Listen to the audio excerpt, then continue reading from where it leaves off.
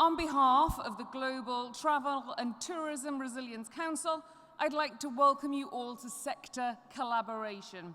This session explores how the public and private sectors can collaborate to get the travel industry moving again. The Resilience Council's mission here is to bring together the public and private sectors and unite thought leadership to improve traveller confidence and destination resilience. I'm your moderator. Sorry it's not Richard, he's on video. I've already had one fan, very disappointed. I'm Sarah Hedley Hymers. I'm actually the editorial director of Connecting Travel, which is the Middle East's newest travel trade publication, launched just this month to support the Middle East's tourist goals. And today, we're first going to look at Egypt and a 15-minute interview with CNN's Richard Quest and Egypt's Vice Minister of Tourism and Antiquities, Her Excellency Rada Shalabi. This short video will give you a bird's eye view of what governments are coping with. Then I will introduce you to our esteemed panelists, both near and far, from the private sector, to discuss how their organisations can support both governments and travellers. So for now, Richard, it's over to you. Sarah, thank you. The wonders of today, and one of them is that no matter where in the world we are, we can still connect, we can talk. It's not as good as being next to each other or face to face, but in these times we do what we must and we still make progress. With me to talk about the situation is Excellency Madame Rada Shalabi, the Vice Minister of Tourism and Antiquities for Egypt. Vice Minister, good morning. Good morning from New York. Good afternoon to you in Cairo.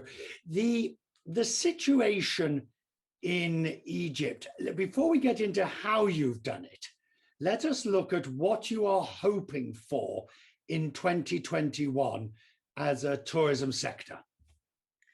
Well, we're hoping for the best, and our wishes are even more than our wishes for 2020. We had really big plans. 2020 started really good with 27% increase versus the previous year. This year, we were also putting our high hopes on increasing in numbers versus the international expectations. UNWTO announced 15% of tourism industry in the first Q1 2021. Our expectations were 20, but what we've achieved was 34% versus 2019. Right. So the number's up. What's the geographical disposition of those who are coming? Well, with the situation in Western Europe, and this is our common market that used to come to Egypt, we changed our composition towards Eastern Europe, and for that we've got really a good fair share despite the situation. The numbers that you are hoping for, can you give me a rough target? I promise I won't hold you to it. The number of millions of people you hope this year? We're targeting around 6 to 7 million. Right. So that's about double last year, but about half to sort of your best years. That's about right. Yeah, yeah. Which shows a slow but steady progression back again. How have you managed to do it? Well, it wasn't easy, and it wasn't really a piece of cake for everybody. If we had a prescription that we could follow, we could have done that. But as all countries, each one had to have its own plans. The main thing for us that, first of all, the safety of the individuals and for the citizens, also safety and health and safety for workers in the industry as well. The mandates were definitely driven by the Ministry of Health, because the country has a strong belief in the tourism industry. all synergies were done between both ministries, and also mandates by the Prime Minister and the President himself. So what's interesting about that is that you do have, this is a battle we've covered on Quest Means Business frequently. The battle, it's summed up as being lives versus livelihoods, which takes on a new importance in Egypt, where up to 15%, possibly more, of the economy is tourism. True. Tourism has more than 15% of the country's GDP, which means that it's quite important in level of the employment, of the economy, of the foreign currency coming in. So our voices were heard, yet the voices of the health and safety of everybody was also the mandate of everything that we've done. Ministry of Health was mandating their procedures. However, we took that, we've put our protocols, we've put our policies and procedures in the establishments, and it was followed really strictly.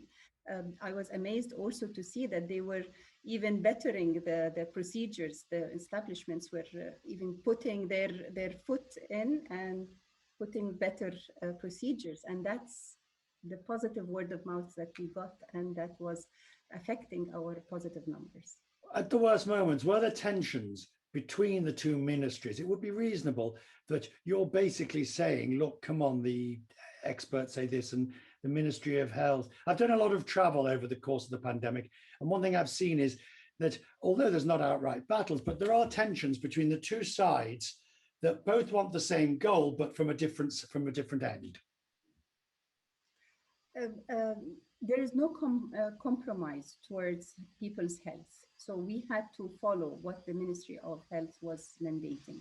And the beauty about the collaboration between both ministries, that we took these procedures and then we've applied our policies and protocols. The Ministry of Health followed also what we've been recommending, and they really came along through believing of restarting tourism and really coping with us on this sector. As we move forward, the big issue is going to be how to get travelers back. Let's say, for example, first of all, Egypt has to get back onto green lists or tick lists or whatever we want to call them. It has to be a country whereby returning tourists don't need to quarantine. So that's your first goal, to be able to get tourists to come to you. The second goal is how you're going to integrate vaccination certificates, so-called vaccination passports. Let's start with the first one. How are you going to convince other countries that they don't need to quarantine when they return? Okay, first of all, we understood our capabilities, and we wanted to separate the areas that are ready to receive tourists, that is based on the lower number of infection rates, and those were the ones that we started and we've resumed tourism to. Second, we've also catered to the needs of the travelers of the pandemic, of the health and safety and the Ministry of Health.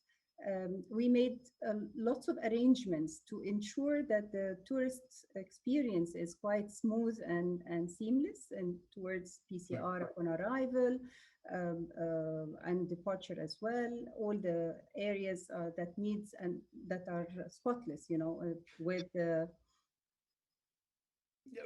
related to this. So let's look at the other side of that equation. How are you going to check vaccinations or tests?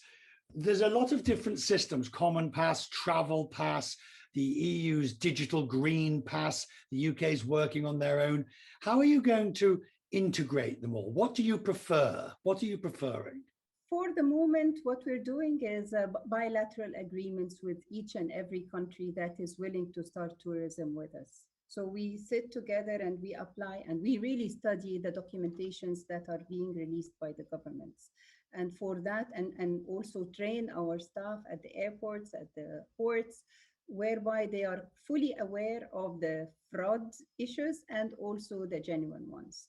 Until a clear policy on that is really released worldwide, and a certain documentation that is also verified and certified by international bodies, I don't think that any other way could be done rather than having mutual agreements and bilateral agreements between countries. Right. So let's just focus on that, because you're right. I think that at the moment, there isn't a clear winner in terms of which system. Would you like to see a leading candidate, such as Travel Pass, being the industry standard for all countries? And do you think that's practicable? Do you think that's possible? I think it's possible if everybody, first of all, you have to ensure vaccination is given fairly to everyone and to all nations. Once this is ensured and assured, and because you can't really limit the freedom of travel to people because they are not having the accessibility of such a facility. So ensuring the fair share is being distributed worldwide is a mandate, and also verification by international standard and international organizations is another key. But you need to get tourists to come to Egypt. So do you prefer, would you prefer something like Travel Pass from IATA to become the industry standard? This is one option. If there isn't any other thing and all countries agrees to that, I think an international UN organization should be taking this lead on that and really put their standards and mandates. Right.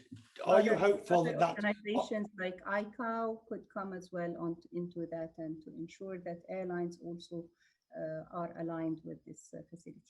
Are you confident that there will be such an agreement, bearing in mind each country, and we've heard it from yourself, each country does have a certain individualistic necessity to look after themselves first? You know, can the industry reach an agreement? By talk. I think communication is key. Countries have to come together and really unite in order to get this industry revived and sustainable in the coming period. There is a lot of countries are dependent on people traveling, and I think those ones who are leading the industry as well can put their mandates and facilitate this. Egypt has always been one of those countries at the forefront of tourism. Your numbers are always high in visitors. You're very, the country has a very high profile when it comes to tourism. Do you see Egypt as being a leader and being able to lead at this point? Because you've already got quite a good number of tourists coming back and you're looking for a good 2021. Can you lead? We can, absolutely. If we're given the right equations and we're given the right leadership empowerment, we can lead on that as well. I'm hoping that tourism is back to its previous times, which it'll take a few years. I think, of course, I knew the previous minister very well, or in fact, all the previous ministers well, and I think, I don't know whether you know, but Egypt's one of my favorite places. Really? Absolutely one of my favorites. When was your last visit? I did about 3 years ago, 2 or 3 years ago. Okay. But I've always loved Egypt. I think it's an amazing tourism proposition. I think Have you watched the parade? Sorry?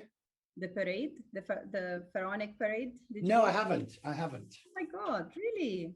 No. You didn't ask me about it. Well, it's one of the pillars that we are dependent on as well to resume tourism, because what we wanted to give the public, that we have every time you'll be coming to Egypt, there will be something new that you can see, and there isn't something like moving 22 mummies in a parade during the pandemic, where all countries are closing down, and we're having a royal parade in the streets of Cairo. that is being, and one of the questions was related to the president as well, and how the president and the prime minister are involved in the policy making and the strategies. And the president himself went to meet those presidents, those queens and kings and queens, because they were previous leaders of the country. And so this gives you an indication on how important tourism is, how important our culture and our history as well is. But my point is that at least you're trying. My point is this is exactly the point, and this is what I'm trying to do, that we didn't stand still. We were trying to attract the attention of the world. And I think from the international media feedback, I think we were successful on that. Yes, and you successfully avoided the worst conclusions. But I bet it then begs me the question: your tourism product has shifted in a sense for last year. It went to more Eastern Europe. It went to Russia. Do you think it's going to shift back to traditional markets? And if it does shift back, will you continue to have that new market?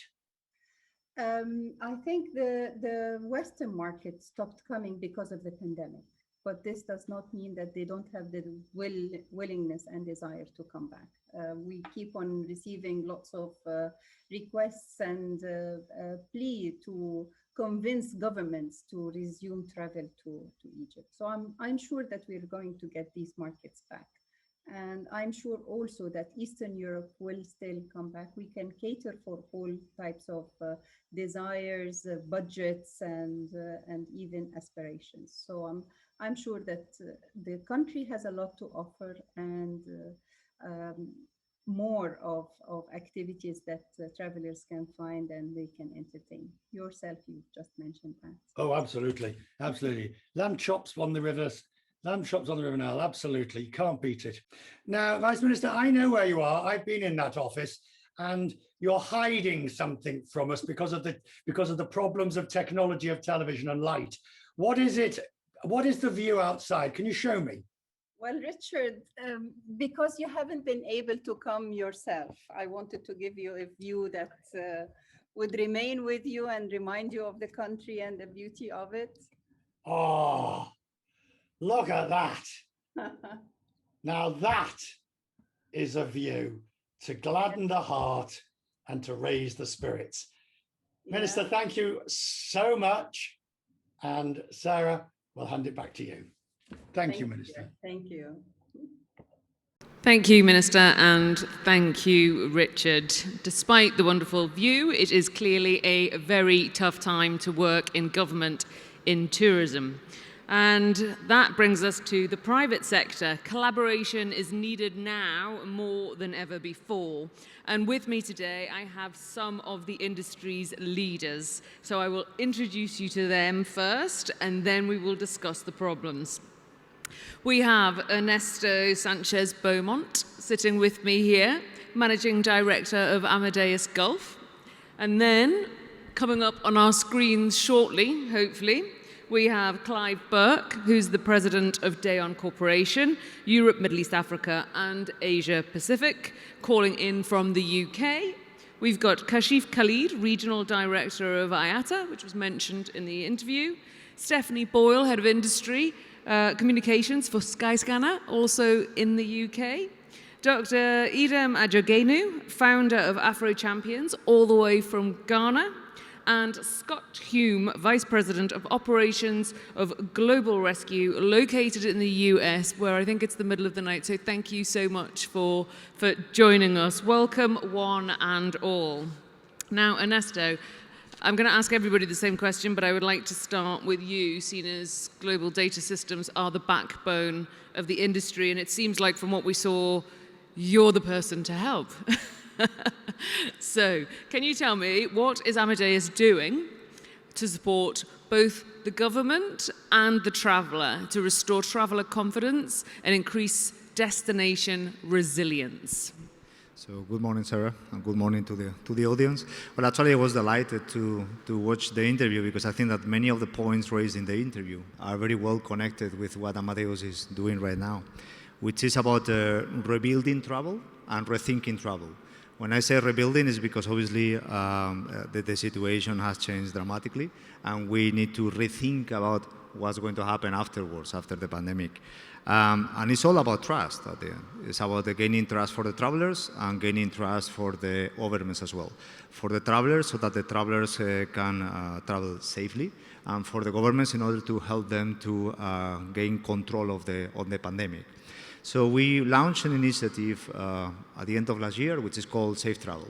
We are trying to build an ecosystem, and this new ecosystem basically has 3 pillars, which are collaboration, harmonization, and digitalization.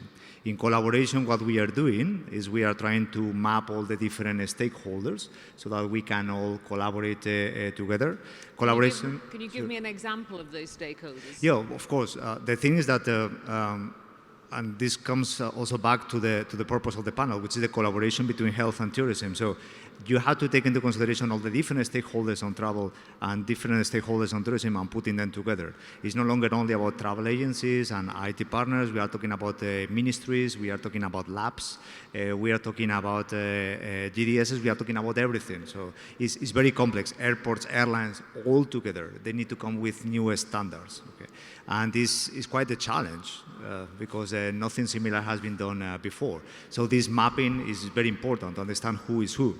And then we move to the second area, which is the collaboration. So the Vice Ministry of Tourism was making a reference to bilateral agreements, one-to-one. At the end, there will be different standards out there, but we need to make sure that all those different standards work together so that at the end we harmonize them.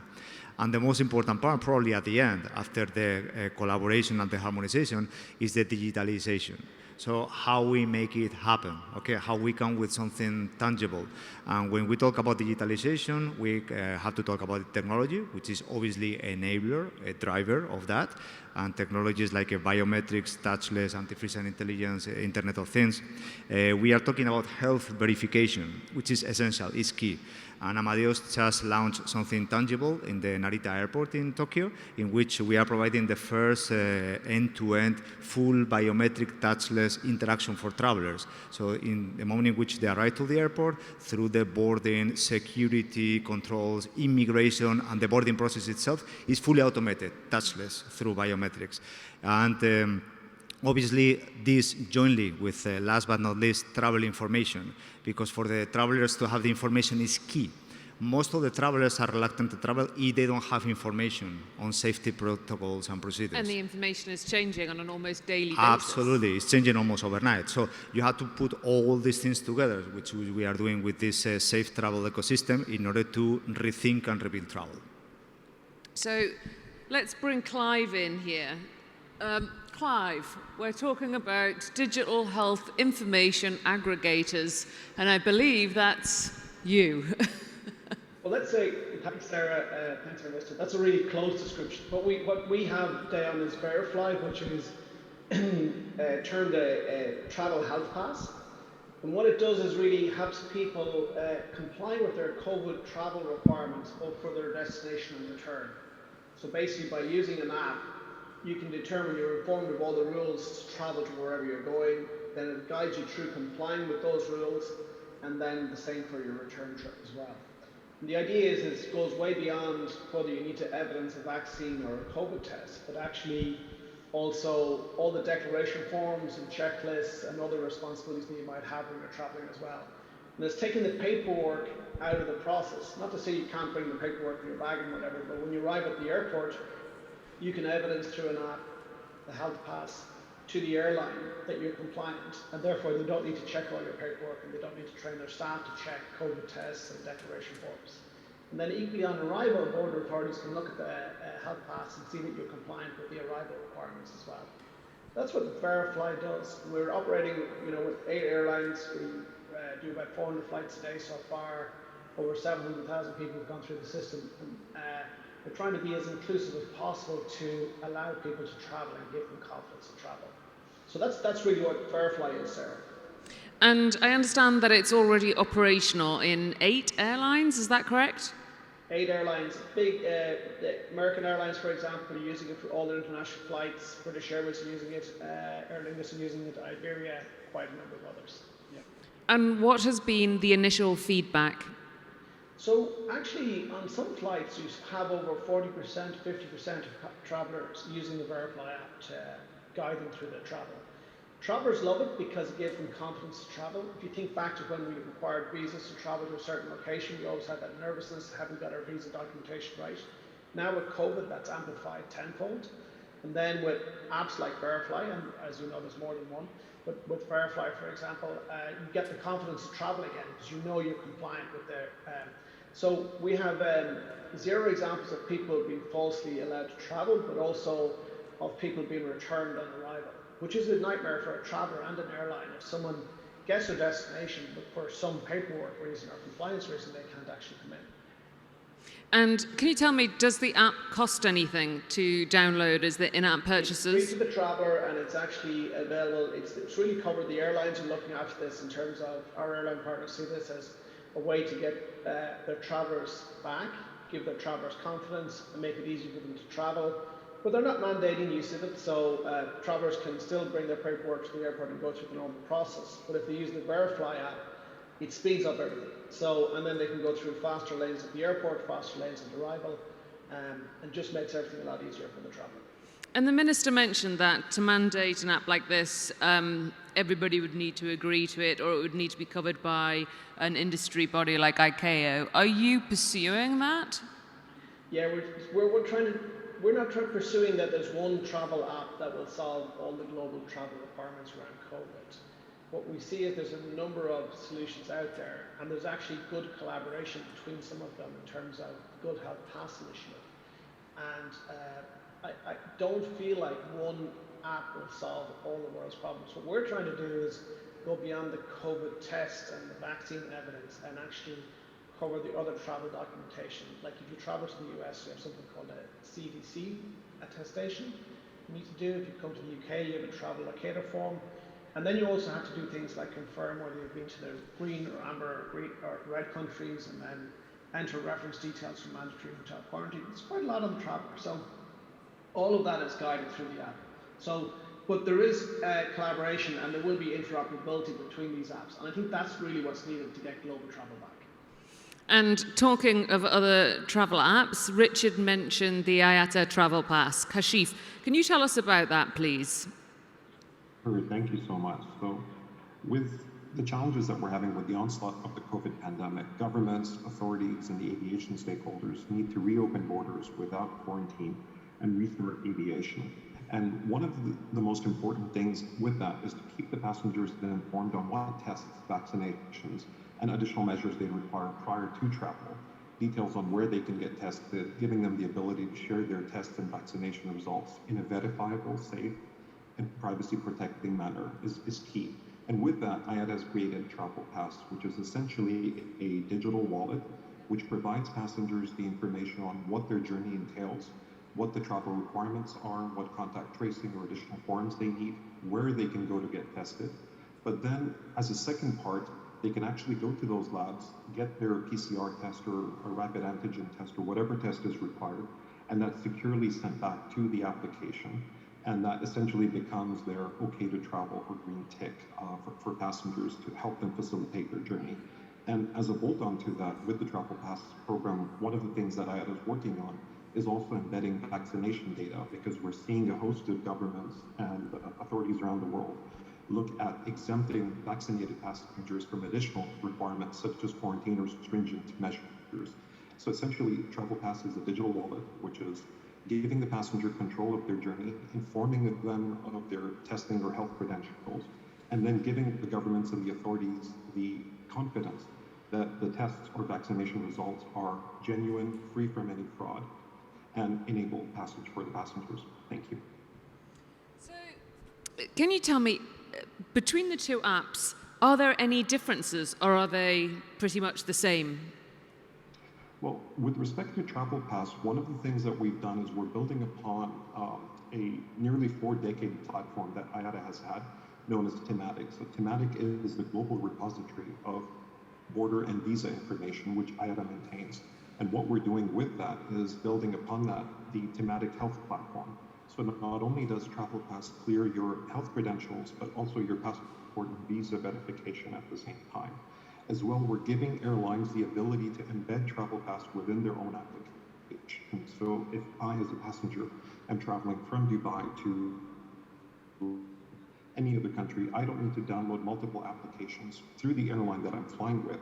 I'm able to complete not only my check-in and additional processes, but all of my health credentials as well as facilitation. Clive, do you have anything to add to that? I do. I would say that there's a lot of similarities between the IATA Travel Pass, Verifly, and some of the other apps in this space for sure. However, you know, for us, the real evidence is the experience we have been in operational production with those 8 airlines and stuff like that.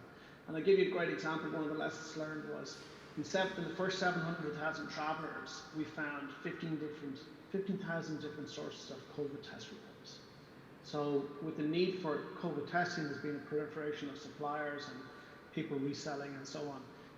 And so now you have 15,000 different test sources. If you say, I'll only allow people to travel who are going to be referred to a test partner for the app that you choose, then you're narrowing the addressable passengers to just those people who managed to get tested with a testing partner for that. And that doesn't really work. So you need to let people go and get tested wherever they can. And what we've embedded in our app is some machine processing and machine learning to interrogate COVID tests and vaccine cards. So what will happen is as travel moves forward, we'll have more people traveling on vaccines. Some of those vaccines will have APIs where we can electronically verify them, which is ideal. But some countries won't be ready for that yet. And you know, we know that at this stage. So with our machine processing, we can still interrogate the vaccine cards that a passenger uploads and give a confidence score to say if it's real and valid and so on. So there's just some nuances between the different approaches, and I think they're all valid. But all these apps can effectively work together in the market. They certainly can, and there's a reason why airlines are choosing one versus the other, and certain alliances are veering towards one versus the other as well. So yeah, absolutely. Thank you, Clive. So as travellers, we all know that most journeys begin with an online search, which brings me to Stephanie and Skyscanner. Stephanie, same question to you. Can you tell me how you in the private sector are supporting or addressing the needs of governments and travellers to get travel back on the road? Sure, it's great to be here this morning. Thank you very much for having us. But I think Ernesto said it at the beginning when he spoke, which is that there's an insane amount of complexity that has now been added to travel.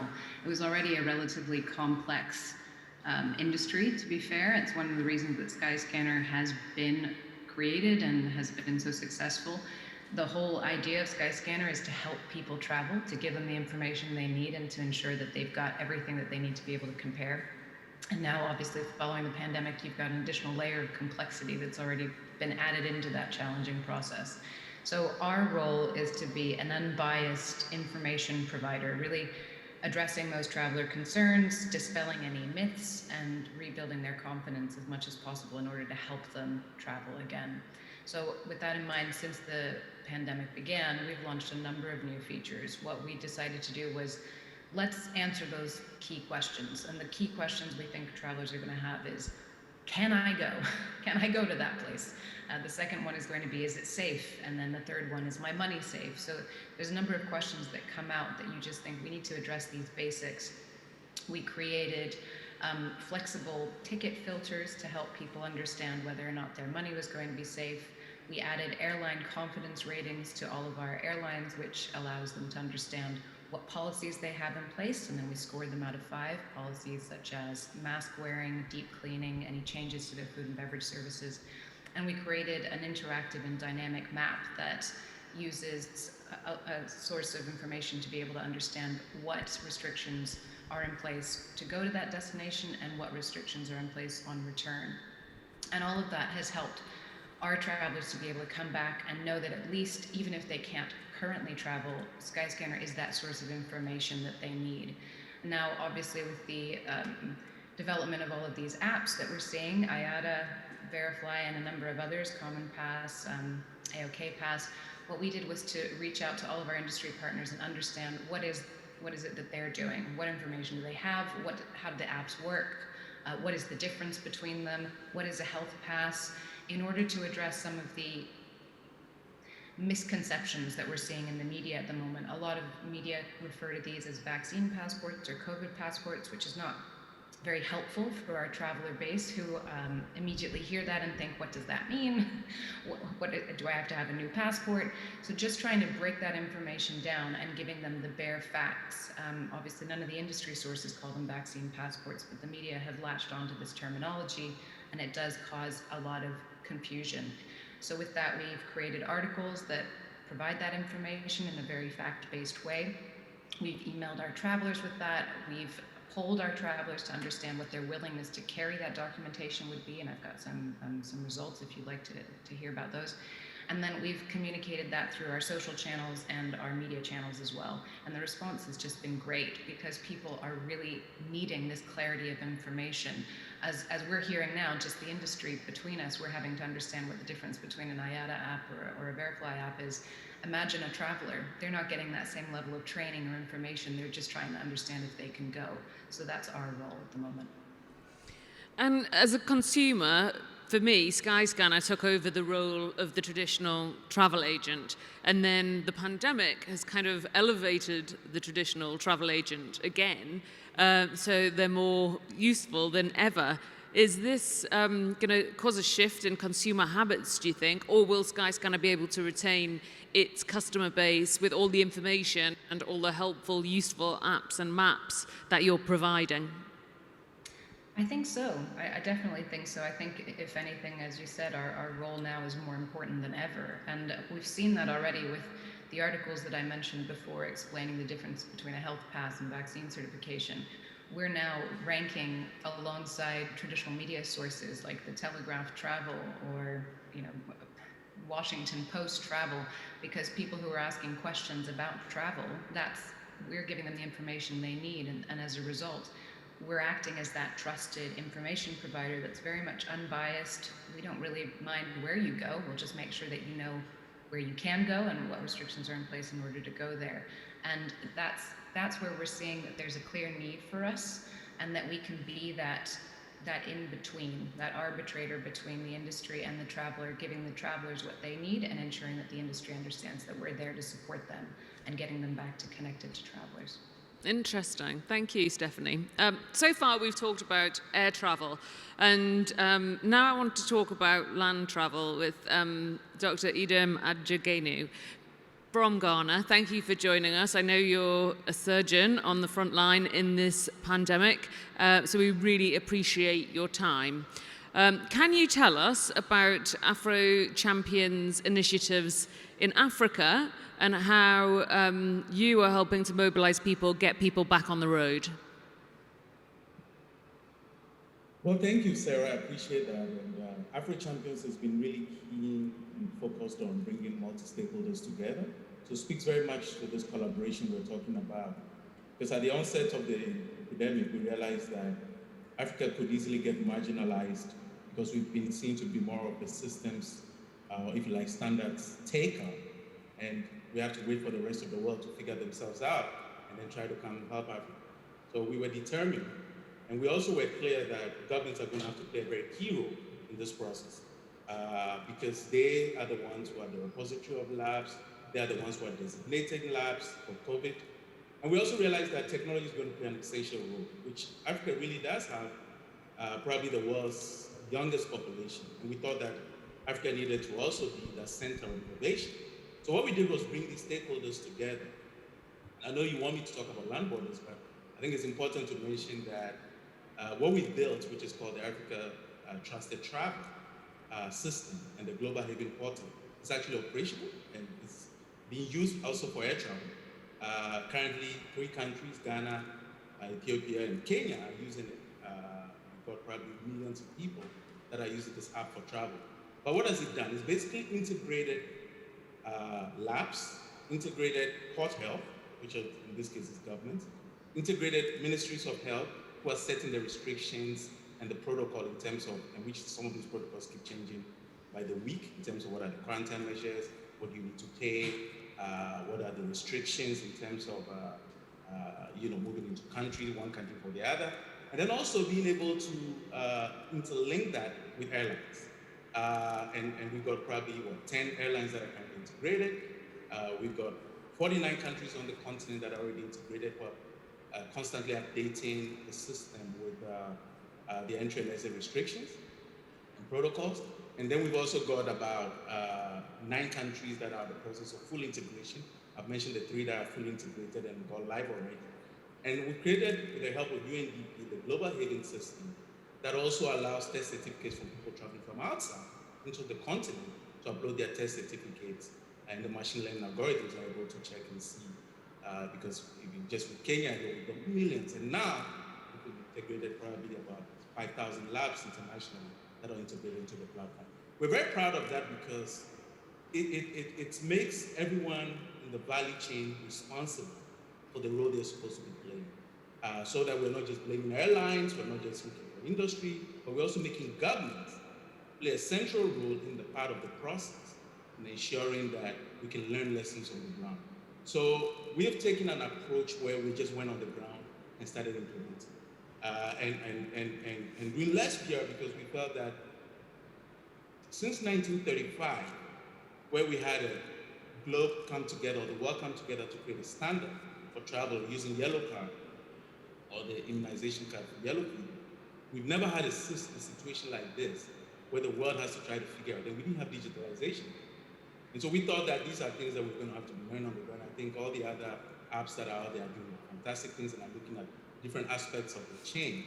But we took an ecosystemic view to say, how do we get the health authorities integrated? How do you get the airlines integrated, aviation industry integrated? How do you get the port health integrated? And how do you also get government policy sectors all integrated to make sure that we're learning as we go? And on land borders, of course, it's important that, because for us, going to the African Union and Africa CDC and making them the center of this has made probably the solution the only one that is union-backed and also has 55 countries that are currently engaged in using at various levels of the integration process. And because Africa is pretty much land, most African countries are interconnected by land, and most of our land borders are still also pretty much closed. We realized that part of the reason why countries are not opening up to each other is because of trust. People are not trusting the tests that are being done in one country. They're not sure if those labs tests are manufactured on their computers at home. And so we've seen a huge incidence of fake certificates, which is why we're integrating the labs directly so that we remove the human element that makes people take their certificates or create certificates and then just try to upload them. And as we're learning as we're going, and we're beginning to see that countries might have even restrictions for people coming from a particular country, but people will jump on a flight, go to another country, get on the road, get in a bus, and cross borders and enter into countries. And so you have a situation where if you're not connecting directly to also the land borders and plugging them into the system, and more importantly also into where tourists go. Is it hotels? Is it exhibition centers? So in all of these places, we've interlinked the system where all of those stakeholders are part of the value chain. And we're looking at this beyond COVID. I mean, what we've done is taking COVID as a crisis, converting COVID from a crisis to an opportunity to change a lot of the things that we were doing on the continent that were not digitized. And to create the kind of backbone for the entire continent. So this is going to become an essential part of how we travel. Sorry, thank you. So this effectively is another digital solution which is going to future-proof citizens as a benefit that's come out of COVID. So moving forward, all health conditions will be able to be covered with this system. That's correct. So we're looking beyond just COVID. We're looking at Ebola. We're looking at hepatitis, all of the other infectious diseases that move around. And what we've done is also we've linked tests to travel data, test data to travel data, to vaccine data, and now also to genomic data. And that gives us a very powerful tool and bringing together all our data analysts to begin to start looking at how variants moving around,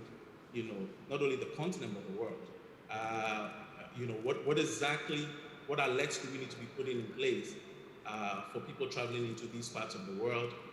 Which labs should we trust to do which particular test, as well as also which government authorities require support or training for some of their labs who, because of the quality assurance system we put into the system, because you test one place, you're negative, then you come into another part, they test you on arrival and you're positive. How do you sort of find out who needs better work, who needs support among others? So there's also that quality assurance system that is built into the tool and the system. And these are all database solutions, which we'll come back to. But I want to introduce our last panelist, Scott. Scott, your career actually began in the military. No, you were tech first, and then you were military. And now you're bringing a very different service to the table here today, an emergency service. Can you tell us about that? Sure. Good morning, and thanks for having me, or good afternoon, as the case may be. I work for Global Rescue. We are a travel risk and crisis management company. And as we say, we try to take care of your medical and security problems while you are abroad. And although security is a very small piece of the service we provide, I actually don't like that word because it's not as nefarious as you think. Think of volcanoes in the Caribbean right now. That would be something that's not necessarily medical, but we provide the travel risk and crisis management service to care for our members and extract them from dangerous situations like that. But the vast bulk of our advisory services and risk management services are oriented toward medical emergencies for travelers. And although we provide domestic services to travelers who are traveling domestically, regardless of what country we're in, most of our crisis management and travel risk advisory services pertain to travelers who are traveling internationally. So as we've discussed today, and my fellow panelists, I think it made clear that there's got to be a major industry and international governmental collaboration and approach to solving information gathering and distribution efforts across the globe to get travel started. But when travel, in my experience over the last 18 months, when travelers feel like they have at least solved that problem at an individual level, or they understand the information required to travel and are willing to go through the enormous complexity of gathering, sharing that information, the next question is, okay, what happens when I get there? So I've decided to travel. I've decided to overcome all the hurdles that are before me to conduct a journey. But when I get there, that's where the conversation seems to end. What happens if I take a trip and I get sick? What resources can be brought to bear to assist me? The conversation gets more complex if it's a family traveling.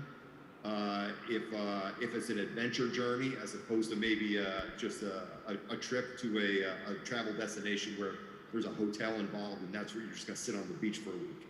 So we try to answer those questions, and some of those questions are, very specifically, if I get sick, what happens to me? I'm traveling and I get sick, who's gonna take care of me? What are the resources that get brought to bear to help me recover while I'm there?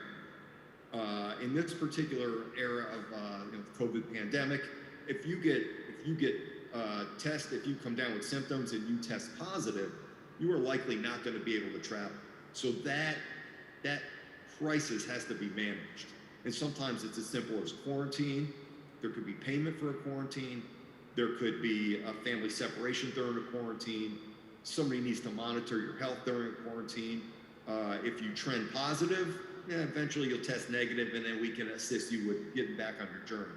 But if you take a turn for the worst, what happens then? How do you navigate foreign medical infrastructure? And then ultimately, how do you get back home if your journey does not take the path that you expected when you began? So these are some of the services that we provide and some of the questions that we get day to day.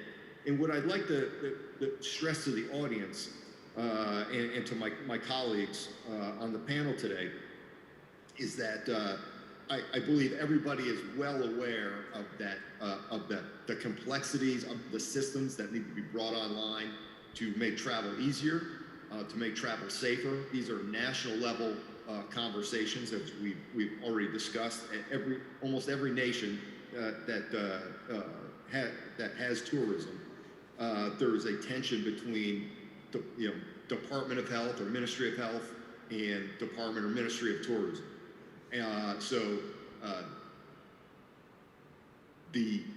Because it is at the national level, and we're so focused on the information to get people traveling, as long as we're having a national level conversation, we need to ask these national level questions of what happens when you get there.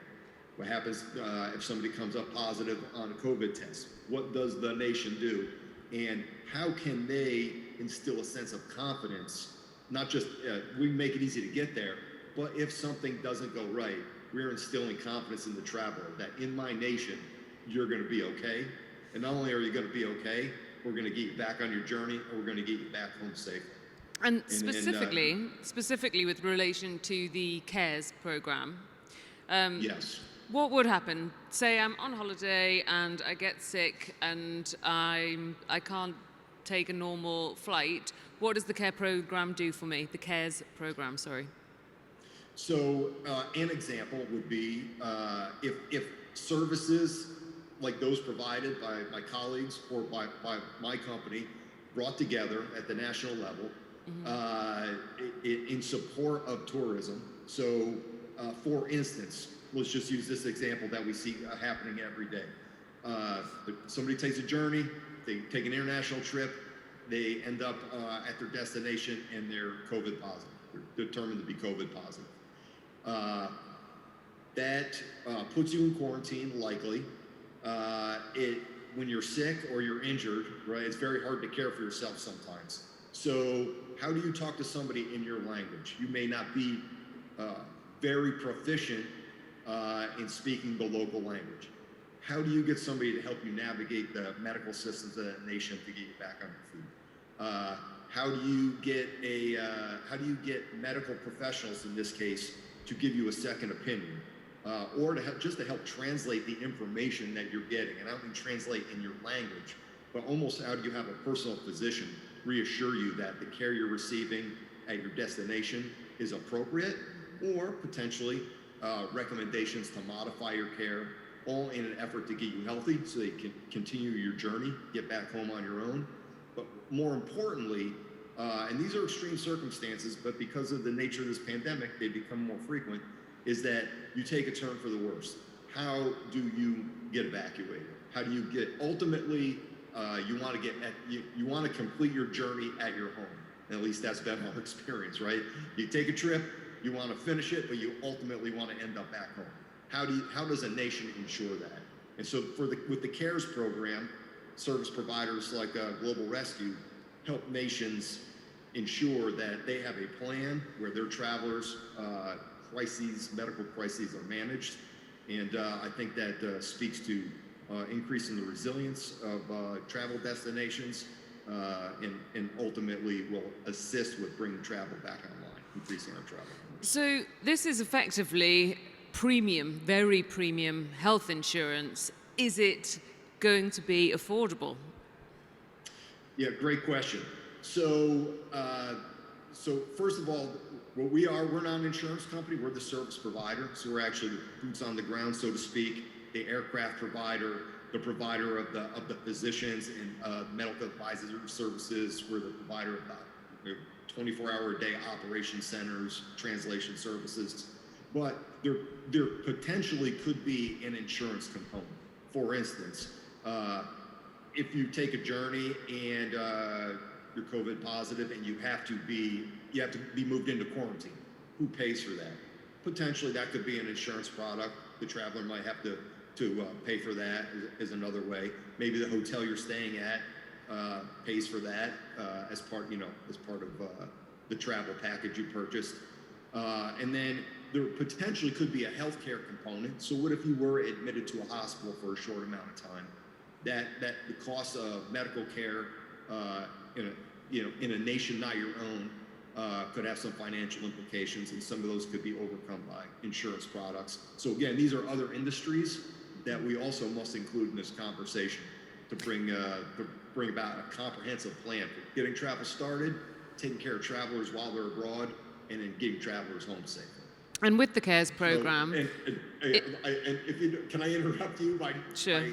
I did not ignore the second part of your question. Sorry, is the cost. So what we have found, right? Costs vary, but if this is instituted, if these types of programs, if there's a mandatory fee for all travelers, of course, it becomes less premium. The costs are very reasonable.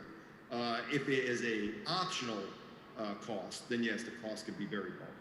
So our suggestion is, for a short time anyway, at least while we still are, contending with this pandemic, is that yes, this would be a cost that every traveler bore on a trip, and if it was a mandatory fee for all travelers, that it could be a very small fee. so basically paid for at the airport in the same way that you'd pay for a visa or tourist tax. You said a mouthful. In concept, very simple, but yeah. I think my colleagues would agree. Payment is always tricky. Mm-hmm. It's complex. It's collecting it. There are many points in the journey where you could potentially pay, mm-hmm. And then there's got to be distribution to nations, to service providers, to insurers. Sure. It gets complex, but yes, potentially payment would be through the airlines, through any of the apps we've discussed today. Those are options. Which brings us back to you, Ernesto, and Amadeus and the GDS. Out of everything that you've listened to today, are these services and apps something that Amadeus would incorporate? Yeah, absolutely. Well, actually, we are trying to connect all the dots in the industry. So I think we have a massive role as a travel connector. And for that, we have built a platform, which is the Amadeus Travel Platform, which integrates content from different sources and offers that through different channels. And how are we building that platform? I think it's very important, again, to go back to the question of how we are gaining trust. Okay? Trust on the travelers, trust on the governments. And we conducted a survey a few weeks ago, worldwide, and actually UAE was one of the countries included in the survey, in which we were trying to understand how we have to build that platform, what are the concerns of the travelers. It was interesting to see that 51% of the travelers are keen to travel within 6 weeks once the restrictions are lifted. Mm-hmm. So they are eager to go back to travel in any way. But also there were two very important takeaways of that study. One of them is that more than 96% of the people, which is a massive number, are willing to use health digital passports. So people are already conscious about the need to have these health digital passports and to use them in the near future. And also 93% of the respondents had some concerns about how the data is being shared. Yeah. So for us, for Amadeus, that's super important, because not only because we are in full compliance with all the different local and global regulations, but also the way that we are developing our systems is in such a way that the travelers are the ones who decide which data they want to share and with whom, okay? Which is something essential moving forward when we are talking about this global collaboration. Yeah. So if anybody has any questions on any of those topics on data protection, for example, or other topics like costs, which we've discussed, then I'll put this out to the audience. I have one more question myself for my panel. Thank you very much for your time today, by the way. As new travel policies are in the process of being made by governments, can I ask each of you, starting with you, Dr. Idem, just to, in a nutshell, if you could decide on a government policy effective from tomorrow, which policy would you put in place? Dr. Idem. Thank you.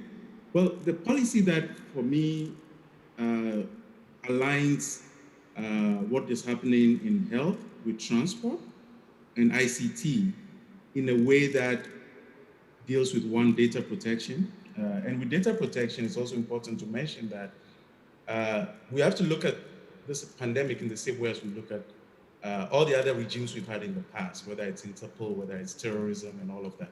So you're really dealing with a biological variant that could go in and destroy economies as we've seen it done. So as much as we want, individuals want to be able to decide how the data is shared, there's also the government's responsibility in making sure that whatever data you're sharing is coming from the right source. It's not tampered with. And so the kind of policy that ensures that, yes, using digital tools, patient will allow their passes to be scanned and give people, because right now that's what people are doing. They're taking pieces of paper and showing them at the airport. We want to be able to ensure that there's data provisions in terms of policy, but also there's a multi-sectoral approach to ensuring that this policy, the e-screening standard for travel incorporates all the key stakeholders that are important in the value chain. Thank you. Thank you, Dr. Edom. Kashif, how about you? Which policy would you bring out tomorrow? So representing the industry from an IATA personal perspective, we firmly believe that testing is here to stay. So with effective testing measures, governments and health authorities, as well as border control agencies, can facilitate travel. We've realized through the various surveys we've done in looking at passenger demand, if a government decides to put in an institutional quarantine program, that's as good as keeping borders nearly 100% closed. So our plea to the industry and to the decision makers is A, forgo quarantine by using effective testing. Do not use vaccinations as a precursor to opening up travel.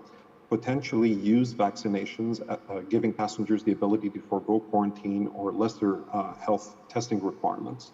And then also, from an industry perspective, look at new and emerging testing methods, such as rapid antigen testing and other forms of testing which help facilitate passengers.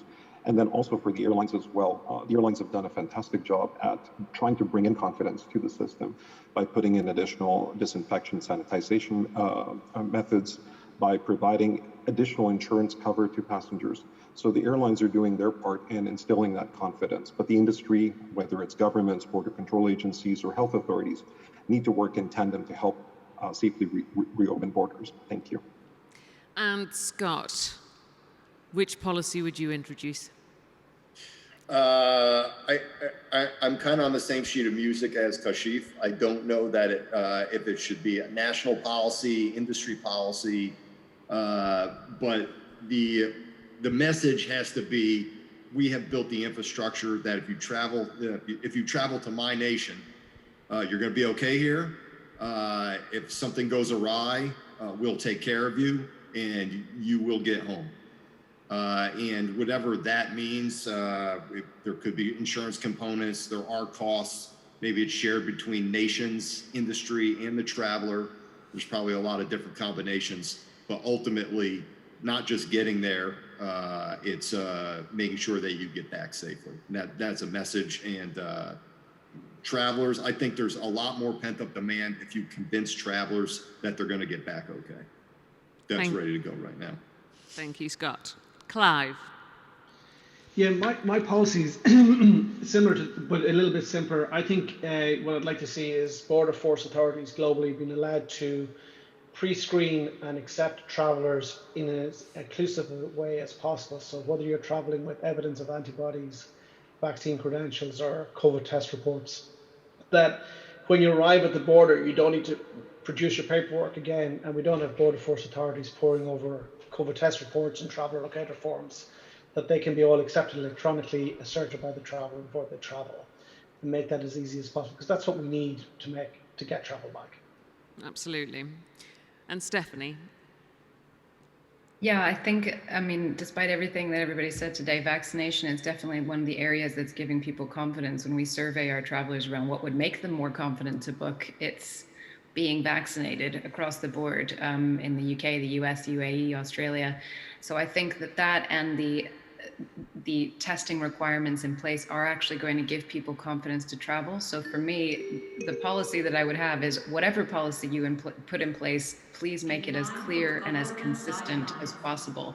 Because at the moment, it's really difficult without that clarity and that consistency of message for travelers to feel confident to do anything, to even move from their house or plan or book any travel before we even get there and need to come home. We need to convince them that it's okay to travel again. So clarity and consistency in your policies and international collaboration as much as possible. Clarity, consistency, and collaboration. Absolutely what we've been saying all day. Ernesto, we'll wait until the service announcement ends. And then finally, your policy, please, Ernesto. And then any questions from the floor? Yeah, I cannot agree more with my colleagues here. I think that there are many valid points that were discussed. I just would like to say that probably traveling in the near future is going to be more safe than ever before. There is going to be a qualitative improvement in the way that we were traveling in 2019 versus what's going to happen in the mid-long term. And whatever policies we have in place should be for sure sustainable in the mid-long term. We are not looking at anything which is going to be short term. We are looking at something that's going to be a game changer and sustainable for the mid-long term.